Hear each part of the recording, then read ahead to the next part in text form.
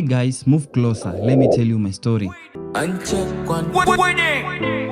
So bwana, kuna daktari moja amerudi kwake na ni unusual kwa sababu ni daktari na unajua kuripoti kazi ni 3 to 9 ama 9 to 3 ama maybe kuenda huko na kukucha huko. Mimi daktari wa Bugando Moza na nakafa masika kongambo.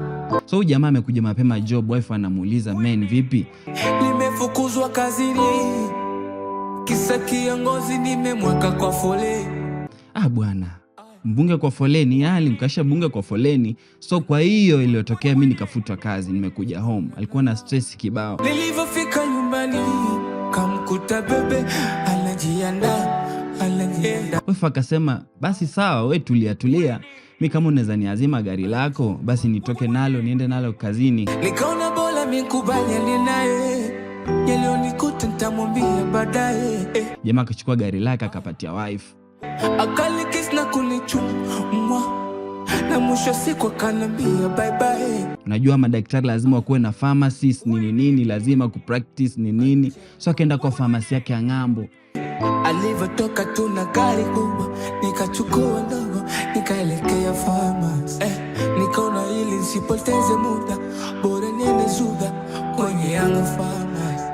Jamaa bwana akiwa ametulia na wazawaza kuhusu maisha, akipiga kazi 1 2 3 4 5. Navyokuambia mwana wangu, kuna watu wanazame sana kazini kwake. Weza mbini mbele toka langu, yani flame yangu, nikapaki gari langu. So jamaa akawa surprise akisema, mbona wife leo? Kwani wife alijuaje mimi leo nimekuja pharmacy? Nimekuja kuniona nao vipi? Surprise nini? Akashuka kijana, sikujua ni nani. Jamaa wa misuli kweli amekazia. Akili yangu ikawa iko bize, ikitaka kujua kama wapo wote. Akakuja kwa pharmacy akaambia jamaa, unacheki nini? Akalambia dokta, naomba Viagra, naomba kondomu.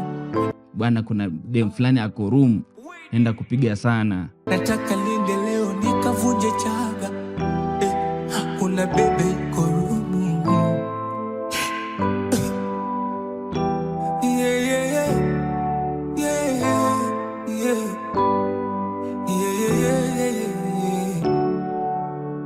Najiuliza nifanyaje.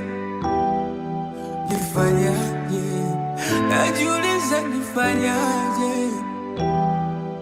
nifanyaje. Swali langu nifanyaje.